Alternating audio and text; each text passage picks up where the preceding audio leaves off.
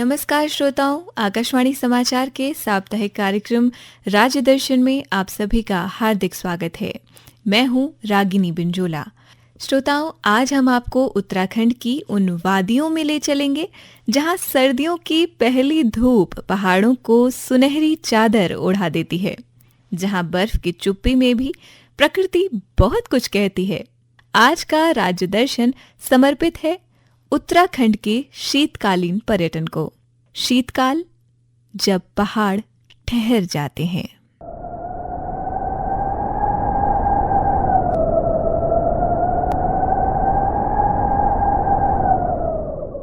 श्रोताओं, सर्दियां पहाड़ों में केवल मौसम नहीं होती। यहाँ सर्दियां जीवन की गति को थोड़ा धीमा कर देती हैं। सुबह देर से खुलती आंखें, धूप की प्रतीक्षा और चूल्हे के पास बैठकर गर्म चाय की चुस्कियां। जब मैदानों में कोहरा छाया रहता है, तब उत्तराखंड के ऊंचे पहाड़ बर्फ की सफेद चादर ओढ़ लेते हैं। देवदार और बुराश के जंगल मानो ध्यान में लीन हो जाते हैं। यही वो समय है जब प्रकृति प्रेमी, फोटोग्राफर और सुकून की तलाश में निकले यात्री पहाड़ों का रुख करते हैं। शीतकालीन पर्यटन की बात हो और औली का नाम न आए, ऐसा तो संभव नहीं। अगर आप सर्दियों में घूमने का प्लान बना रहे हैं तो औली आपके लिए स्वर्ग से कम नहीं। यहाँ स्कीइंग, कबड्डी और ट्रैकिंग जैसे एडवेंचर स्पोर्ट्स का मजा लिया जा सकता है।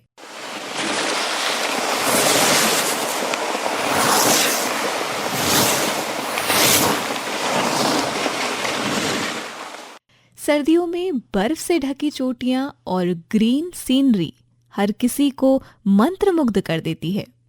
औली में क्लिफ राइड्स और कैंपिंग साइट्स पर्यटकों की पहली पसंद है। गढ़वाल हिमालय में बसा औली सर्दियों में एक विशाल बर्फीले मैदान में बदल जाता है। यहाँ की ढलानों पर स्कीइंग करते युवा उत्तराखंड को साहसिक पर्यटन की नई पहचान देते हैं। औली में प्रशिक्षित प्रशिक्षकों द्वारा स्कीइंग प्रशिक्षण दिया जाता है। देश के अलग अलग हिस्सों से आए पर्यटक यहाँ पहली बार बर्फ को छूते हैं, पहली बार फिसलते हैं और फिर उसी बर्फ से दोस्ती कर लेते हैं। औली रोपवे की यात्रा अपने आप में एक अनुभव है। नीचे गहरी घाटियां और सामने नंदा देवी का विराट रूप।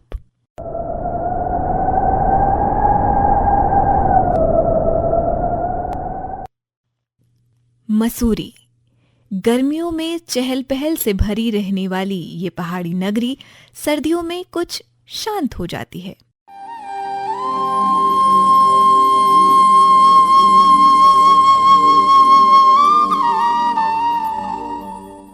गन हिल से दिखाई देता हिमालय हल्की बर्फबारी के बाद और भी करीब महसूस होता है।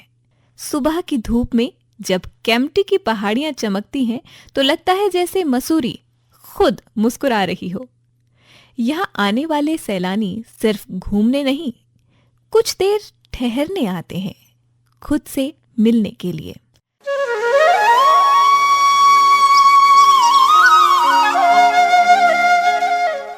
मसूरी की सड़कें और गलियां हल्के कोहरे में लिपटी रहती हैं, जिससे हर मोड़ पर रहस्य और आकर्षण झलकता है। ठंडी हवा में चलते हुए आपको देवदार और पाइन के जंगलों की खुशबू महसूस होती है। शीतकाल में यहाँ की लोकल चाय की दुकानें और कॉफी हाउस अपने ढंग से गर्मजोशी और अपनापन देती हैं। छोटे छोटे कैफे और व्यू पॉइंट्स जैसे लाल टिब्बा, कमलगिरी मंदिर सर्दियों में और भी मनमोहक लगते हैं, जहां आप प्रकृति और अपने विचारों के साथ समय बिता सकते हैं। मसूरी शीतकाल में एक ध्यान, शांति और हिमालयी सौंदर्य का संगम बन जाती है। यहाँ हर श्वास, हर दृश्य आपको प्रकृति के करीब और अपने भीतर के करीब ले जाता है।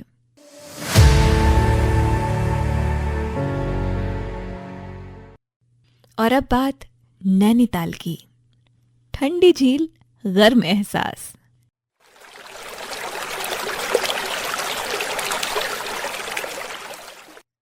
कुमाऊं की शान नैनीताल सर्दियों में एक अलग ही रंग में दिखाई देता है।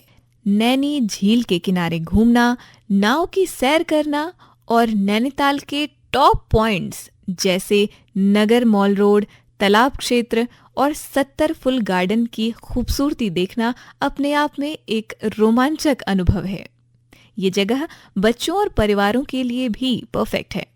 यहाँ की ठंडी हवा और हरियाली मन को शांति प्रदान करती है। नैनी झील के ऊपर सुबह सुबह छाया कोहरा धीरे धीरे हटता है और सामने उभरता है एक शांत स्थिर दृश्य।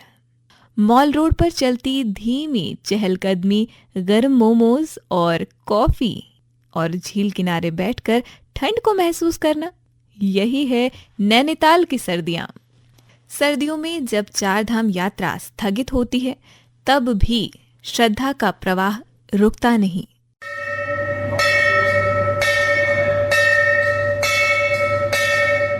जोशीमठ, उखीमठ और पांडुकेश्वर शीतकालीन गद्दी स्थलों के रूप में श्रद्धालुओं को आमंत्रित करते हैं। यहाँ आध्यात्मिक शांति और हिमालय की गंभीरता एक साथ अनुभव होती है।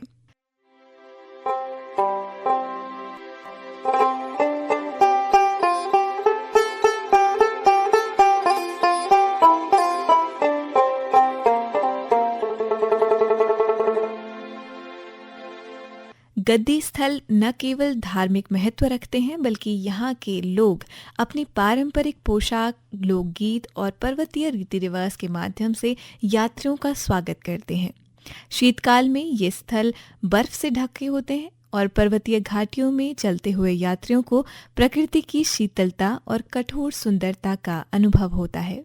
यहाँ के स्थानीय मंदिर और देवी देवताओं के स्थल शांति और आध्यात्मिक ऊर्जा प्रदान करते हैं। बर्फ से ढकी घाटियां और देवदार के जंगल यात्रा को यादगार और मंत्रमुग्ध कर देने वाला अनुभव बनाते हैं। श्रद्धालु यहाँ ध्यान, प्रार्थना और छोटे छोटे ट्रैकिंग अनुभव के माध्यम से अपनी आत्मा को ताजगी और ऊर्जा दे सकते हैं। इस तरह शीतकालीन गद्दी स्थल न केवल यात्रा का विकल्प है, बल्कि हिमालय की गरिमा और स्थानीय संस्कृति का एक अनमोल संगम भी प्रस्तुत करते हैं। श्रद्धा और भक्ति का प्रवाह यहाँ हमेशा जीवित रहता है।